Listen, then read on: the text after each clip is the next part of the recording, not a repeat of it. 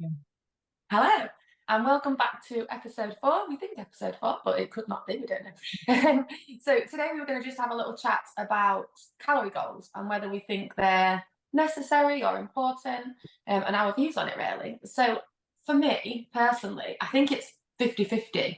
I think it's never black and white with anything in fitness, is it? And the people that tell you that it is black and white are probably not people you should be listening to, because I don't think you could ever say, yeah, everybody needs to track or everybody needs to not track. So for me, I think it's definitely person dependent, and there's pros and cons to it. So it's great for learning how to, well, what's in food to start with, isn't it? Like it's great for you to track food and to learn what's in food, the composition of food, what you need for your body. Um, but it also is restrictive in other ways when, well, Katie's disappeared. I'm When you go still here, out sorry. for, say, if you're going out for meals and things, it's more restrictive in that sense of planning things, isn't it? So yeah, I would say it's definitely not black and white. It's a bit person dependent. What do you girls think? Yeah, I think for me, this camera keeps going off, is what I think. Um, for me, I think you're absolutely right. I don't think there's like a one size approach fits all. What I found is that if someone doesn't have like the knowledge or the education of what is in food, then obviously, like you say, that's slightly different. I think sometimes what can happen with calorie goals, if we're not educating people of what's in food and the quality of food, as well as, then sometimes I think what can happen is them choices then come from numbers of, well, this says low calorie on its packaging, so I'm going to choose that. But actually, if you was to take a deeper dive into the back of it and look at the protein, the carbs, the sugar, the salt, like all of those kind of things, then that for me should be where that decision comes from rather than the amount of calories in the food.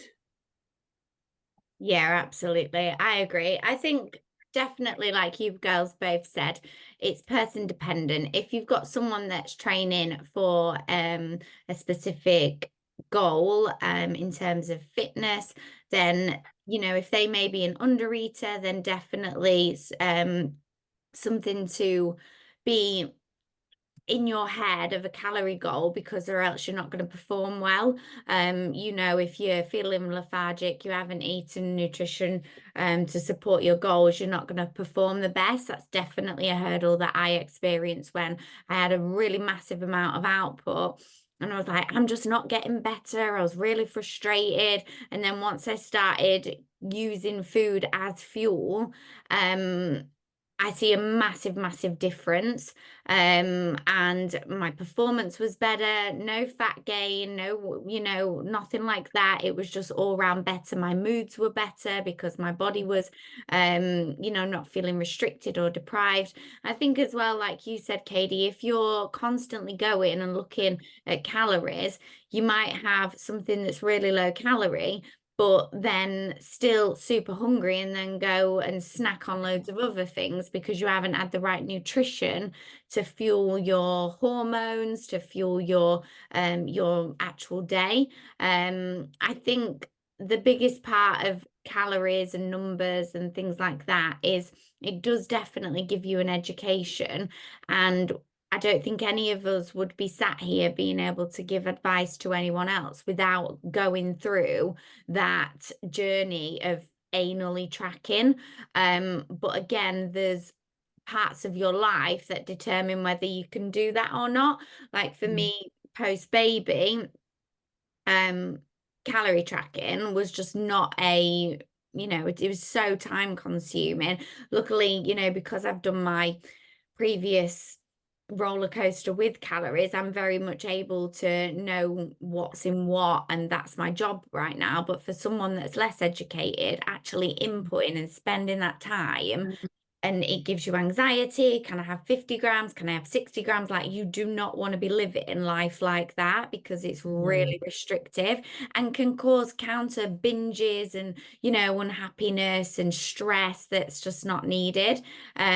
But it is really educational in the sense of, like you said, Sarah, nutritional, knowing what's in food. So yeah, some days of the week you might want to track, other days you might not. And I'm going back to the bit that you said about eating to fuel. And I feel like we're in such an exciting time now in the fitness industry where women are actually realizing you do need to eat to fuel your workouts, and it's not just finding the lowest calorie option. And I feel like that's really exciting that people are kind of doing that and knowing that to build the body that you want and to be able to perform and do everything that you want to do, you need to eat to fuel that. And it's not necessarily just looking for the lowest calorie options all the time, because they're not going to make you. Occasionally, yeah, there's a way and a need for them at times, but actually just fueling your workouts to make you feel good is amazing. I feel like we're in an exciting time. I definitely see where the confusion comes from, and like you say, like kind of been there, done that kind of thing around. You hear that phrase, don't you, of like, if you want to lose weight, then you've got to be in a calorie deficit. So like for somebody who's not educated, or it's like the first start of their fitness journey or nutrition journey, and they don't have a coach to perhaps educate them along the way, or they're not getting that from somebody, it is just, they'll literally cut. It's like the number comes out of thin air. I'm going to go for 1,200 calories a day, and that's that. And then the tracking comes into play, and it's like, I go and track it on MyFitnessPal or NutriCheck or however they track it, and it's like, well, I can't eat that because it's going to take me over my calories, so I'm not going to eat that. But that might be in that moment the food that like you need. But also I think that if you are focusing on just calories alone, you're not paying any attention to what that might be lacking, like what the food. So it might be that you're, you know, deficient in a certain nutrient or whatever, because you're not actually paying attention to the quality of the food. And yes, of course, if we're thinking about making this balanced, and again, that looks different for different people, yes, you are going to have more calorie dense foods. Do you go to McDonald's and hope that it's a healthier meal? Absolutely not. But it's, you know, we build those in so it's sustainable. But I think that, yeah, unless you're sort of looking into the quality of food at the same time, you can then be deficient without actually knowing that you are. Yeah, absolutely.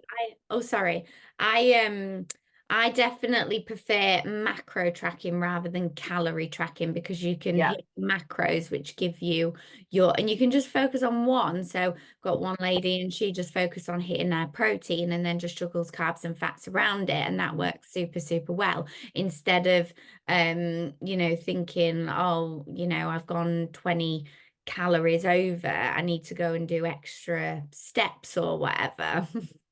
And it's also as women that we naturally need different amounts on different days. Well, everybody does as well, not just women, but in terms of like our monthly cycle, there will be days when we need more calories. And if you're sticking to that same rigid goal every day, there are going to be days when you're going to feel like you've eaten enough. There's going to be days when you're going to think, God, I need more. Like I need more food, because your body naturally does for the processes that it needs to go through. And that'll be the same for men as well in different ways. And for everybody, in terms of if you've had a day where you've done a lot more exercise, you've gone out, you've maybe been at work, if you're working and you've got more of a manual labor job or a physical job, then you're going to need more calories around that. And I think if you stick into that set goal every day, you're not taking into account everything that life throws at you that is different every day. That life's not the same every day. So the shouldn't be. Yeah, and I think that's it as well, is when you talk about like the journey of people, like if that's their goal to, you know, lose fat or whatever. This camera is absolutely doing my head in, sorry. Is that it also depends on like exactly what you've just said, like so many other contributing factors, like job, lifestyle, do you have kids, how much time can you actually put into exercise and monitoring and things like that. Or again, often if we're thinking about this in like the sense of the journey that people go through, the people around you and the people that you surround yourself with also have a massive impact on that, like what we spoke about in the last episode about loads of social events or peer pressure, that kind of thing. Like all of those things play a massive factor in your journey, I think. Yeah, absolutely. And it links with that similar, but it goes in, like, you know, when you go out now for a meal and there's calories, isn't there, on every meal, that when you go to like Wetherspoons or any pub, there's the calories there. And that's, again, it's like a black and white. Do I think that's a good idea or not? For some people, it's probably quite useful to know. But then every time I go for the chocolate fudge cake in Wetherspoons and I see that it says like 900 calories next to it, and you think, oh, like 900 calories in one thing, and it makes you think, doesn't it? Which I guess is the impact of it. But then sometimes you just want to go out for a fudge cake and you don't want to have to think about it, do you? It's like, again, it's that 50-50. It's not black and white on whether it's the right thing to do or not. I think what you said as well, Jamie, around the client, and I've got three ladies actually at the minute where they're very similar around, they've never tracked any form of food before, or perhaps know the benefits of protein or fats or carbs or whatever. So for me to go to them all of a sudden, right, I want you to track every single bit that you eat, protein, fats and carbs, this is your goal, you're setting them up to fail. Like you say, start with like protein, for example. Talk to them about the benefits of protein. Why do we need it? What foods have higher protein? Not to give them, I really don't like giving people food lists. I'll give them like ideas, but it's not a you must eat off this list kind of thing. And educate them and get them into a habit of that. And then, like you say, you can educate them on the other bits around being a bit more flexible with your carbs and your fats. But I think that if you're asking somebody who's never ever tracked before to then track everything morning, day and night, is just unrealistic. Yeah, definitely. Especially when you're not, when you've got like a busy job and you're not able to be on your phone.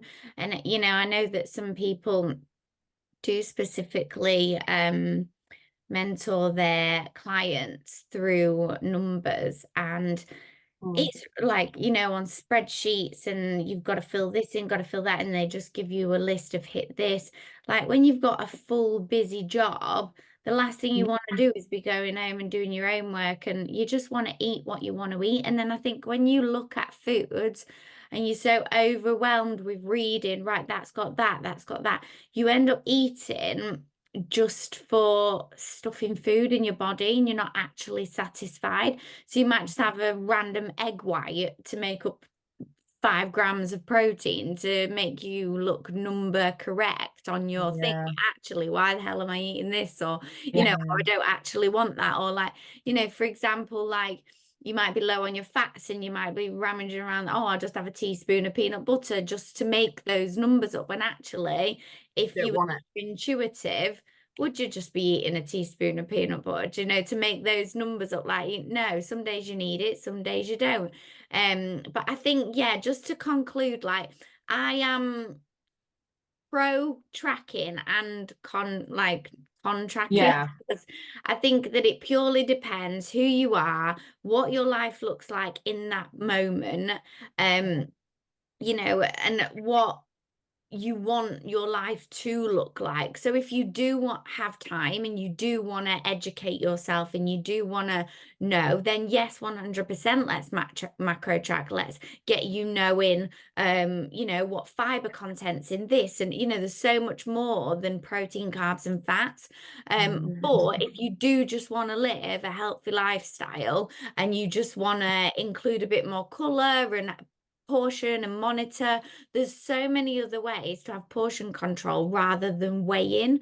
So I think people, you know, just by saying that, people might start thinking like, oh, well, what are the other ways? Well, that's where, you know, working with a mentor or a coach can open your eyes a little bit and come away from that anal tracking. Do you know what? I think the challenge is in certain areas is that exactly what you've mentioned. If you're working with somebody who is numbers, hit this, and sometimes people are just like, I just want to be told what to do. I hear that all the time.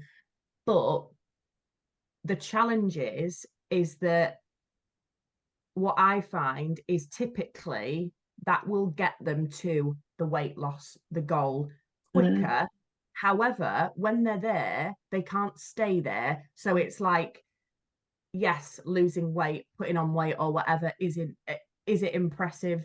Yeah or no, depending how you see it. Being able to maintain it when you're there, I think, is a more impressive. And I think that's where we perhaps don't work on some of those tools where people are like, yeah, go with this person works, I lost 4 stone in whatever. But it's like, okay, but how do you feel now you are there, and now what? Like, how are you going to maintain that? But like you say, Jamie, I think it's not a one size fits all.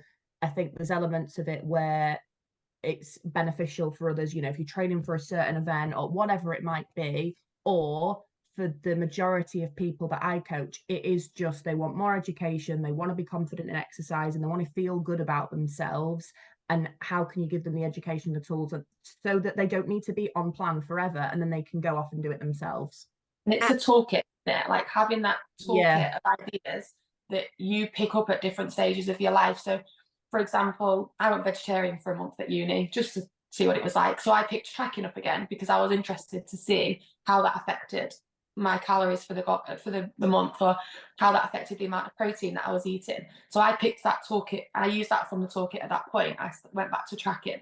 Now wouldn't track a thing, because I've got another different method of how to do it. And like you said, Jamie, that's where it's useful to have a coach to work out the best way for you and to learn different ways and say, right, I'm going to track for these few weeks to learn, but then actually I'm going to move, like you said, Katie, to something different that is going to work for me at this point in time. And you kind of, there's not a one size fits all for it. It's not a you're a tracker, so you're going to track for life. It's kind of this is going to work for me for the next few weeks. It's going to be a busy few weeks. Actually, it works best for me to use this method. And then it works better for me to use this method. And you kind of pick and choose as you go, depending on how life changes, because life's never the same. I love that. Yeah. And that's where having a mentor, having someone in your corner, a coach or whatever you want to call them, and having a conversation with someone to decide what era you're in. Because there's so many things, and I definitely went through, I'd wake up one day and I'd feel like, right, okay, I want to be that type A tracking person, weighing everything. Yeah, great. But then the next day I might have an emotional impact that like sabotages my brain. I'm like, oh, well, sod it. I'm going to have this. I'm going to have that. Then I feel really guilty because I'd had pressure on myself. I haven't lived up to the expectations that I was the person the day before. Whereas having someone there to guide and support you and say, okay, this is why, this is what we're going to do, and this is what we're going to do moving forward. Whereas when you just live in your own head, it can be quite overwhelming and over consuming of your life, and you can take that on yourself or take it out on others. So I think that's where support really does help. Yeah. And I think as well, it's like sometimes, and again, I'm sure we've all heard of this, where, and I've felt it previously, where you maybe then haven't had a full week of tracking or hitting numbers and hitting what you've been told to do, but then you're bloody petrified of actually telling your coach and being honest about what you have and haven't done, or what you haven't eaten that week. And that for me, like, I would rather have a relationship with somebody where they just feel they can be so open and honest. And it's like, right, okay, well, let's not punish ourselves. What can we do next week? Or where do we go from here? And I think it's just, again, if it is numbers, and they've not hit it or they've gone over, there's sometimes such a fear. Well, I don't tell my coach that I went out for tea or that I went out for drinks, like, which I think is actually quite sad. Yeah, definitely. You want to feel open with them, don't you? I think that we've covered loads on this, girls. We could literally talk about it for forever and a day. It's such a wide scope, but I think that it's important that people know that, like, they don't need to be doing one thing for the 365 days of the year. You can, you know, change things up depending on what you're doing. Yeah, perfect. So we will move on to episode 5 next week, and we'll catch you all soon. Thanks, everyone.